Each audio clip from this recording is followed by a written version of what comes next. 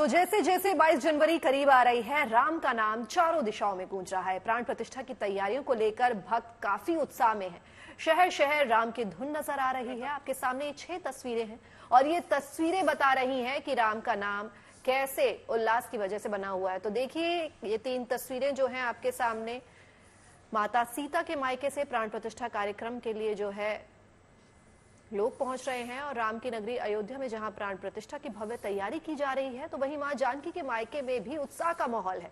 भगवान राम और माता जानकी के गृह प्रवेश से पहले जनकपुर धाम से उपहार अयोध्या भेजे जा रहे हैं। इनमें फल, फ्रूट, मेवे, श्रृंगार का सामान है, बर्तन और कपड़े शामिल हैं। भारतीय संस्कृति में परंपरा रही है कि जब बेटी नए घर में प्रवेश करती है तो उसे गृहस्थी से जुड़ी चीजें जो है वो उपहार में दी जाती हैं।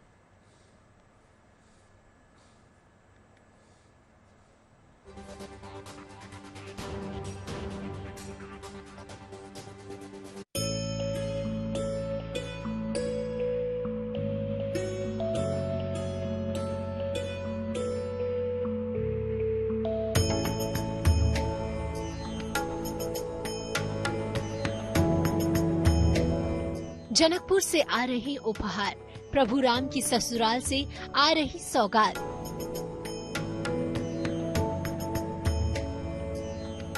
मां जानकी के मायके में गृह प्रवेश की भव्य तैयारी। परंपरा है कि जब नए घर में बेटी का गृह प्रवेश होता है तो बेटियों के लिए ढेर सारे प्यार के साथ कुछ उपहार भी भेजे जाते हैं। आज उसी पावन परंपरा को, उसी आस्था को, उसी विश्वास को, उसी श्रद्धा को, उसी उत्साह से निभाने का समय है। 22 जनवरी को अयोध्या के साथ साथ देश दुनिया रघुनंदन का अभिनंदन करने के लिए व्याकुल और तैयार बैठी है और ऐसे में रघुनंदन का ससुराल वो कैसे पीछे रह सकता है। दरअसल हम मौजूद हैं इस वक्त जनकपुर धाम में, नेपाल में स्थित मां जानकी का मायका। और मिथिला परंपरा में कहा जाता है कि जब लड़की का गृह प्रवेश होता है तो उसके मायके से भी बहुत सारी सामग्री, फल, मिठाइयां, सुहाग की सामग्री जो है वो तोहफे के तौर पर भिजवाई जाती है। और फिलहाल यही माहौल जनकपुर धाम के घर घर में देखा जा सकता है। जनकपुर धाम से अयोध्या का रिश्ता तब जुड़ा था जब श्री राम ने धनुष तोड़कर माता सीता को अपनी संगिनी बनाया था। उस दिन के बाद से श्री राम हमेशा के लिए सिया राम हो गए।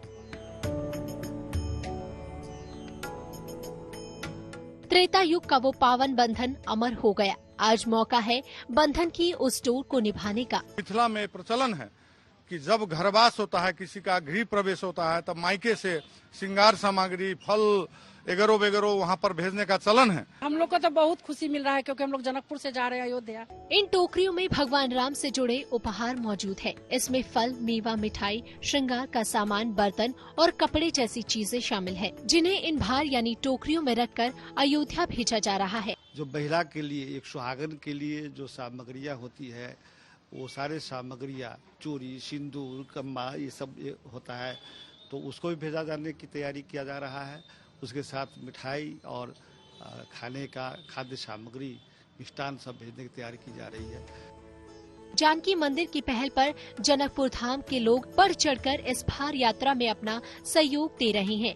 जानकी महल से, किशोरी जी के आप नैहर से परंपरा है बाहर जाने की, लेकिन जनकपुर वासी में इतना उत्साह है इस पर्व का, जो अपना घर से भी दौरा सजा के ला रहे हैं। किस तरीके से यात्रा निकलेगी, कितने सारे भार लेके जाने का पूरा योजना है? ये तो 11 से हम लोग बोला हूँ, 11 से क्या, यहाँ तो बहुत देख रहा हूँ हम लोग। अब कितना करीब करीब हम लोग 2 गाड़ियों में भर के, बड़ी गाड़ी में, ट्रक में भर के हम लोग इसको ले जा रहा हूँ। बस अब उस घड़ी का इंतजार हो रहा है जब प्रभु राम माता जानकी के साथ अपने भव्य मंदिर में विराजमान होंगे। कहीं न कहीं एक उत्सव का माहौल, एक जश्न का माहौल जो अयोध्या में इस वक्त देखने को मिल रहा है। तैयारियां जबरदस्त चल रही हैं 22 जनवरी के लिए। वैसी ही तैयारी मां जानकी के मायके में भी जो है वो देखने को मिल रही है, क्योंकि लोगों का कहना है कि 500 सालों के बाद प्रभु राम और मां सीता का गृह प्रवेश हो रहा है। और ये इतना बड़ा दिन है कि अयोध्या के लोग तो और पूरे देश के लोग तो इसको जश्न के रूप में मनाएंगे ही, लेकिन जनकपुर धाम भी पीछे नहीं रहेगा। उस दिन जनकपुर धाम में भी होली और दिवाली एक साथ मनाई जाएगी। कैमरा पर्सन दीपक कुमार और गणेश शंकर के साथ रोहित सिंह, जनकपुर धाम, नेपाल, GNT।